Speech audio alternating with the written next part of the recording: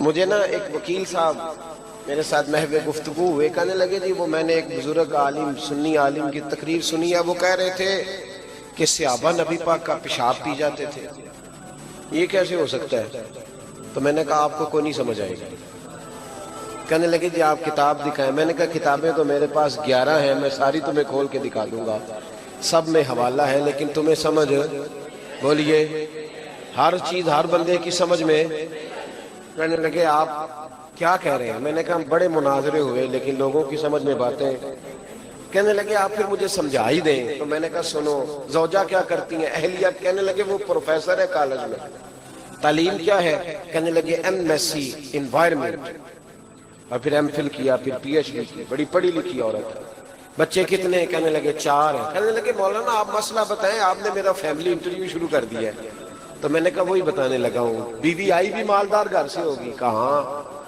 میں نے کہا اب ذرا سمجھنا، بچی جو پڑھی لکھی بچی ہوتی ہے نا، وہ کسی کے گھر جائے نا تو ان کے بچے نے کہہ کی ہو یا پیشاب کیا ہو تو اس کو کہہ آنی شروع ہو جاتی ہے۔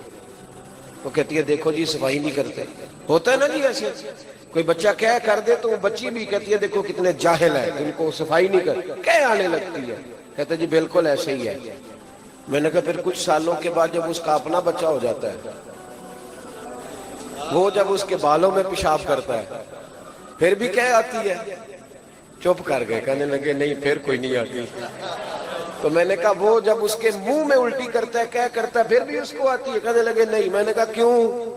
کہنے لگے اس لیے کہ اس کا اپنا بچہ ہے۔ میں نے کہا صحابہ بھی پیشاب پی جاتے تھے اس لیے کہ ان کا اپنا رسول تھا۔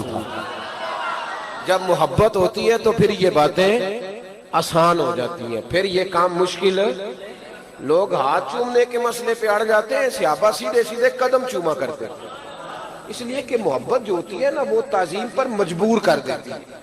اس لیے یہ جو لوگ دلیلیں پوچھتے ہیں ان کی غلطی نہیں، ان سے چوما جا ہی نہیں سکتا، ان بیچاروں کی غلطی یہ تو اس سے پوچھنا جو کہتا ہے عشق لگا سی کھیڈاں کھیڈ دی نوں تے مینوں کھیڈاں بھول گئیاں، میں کرجل پایا سی یار دے ویکھنے نوں، پھر او دی یاد وچ روندیاں ہی ڈل گئیاں، حیدر شاہ اس گلی کدے نہ رولدی پر ہن تے رولدی رولی گئی۔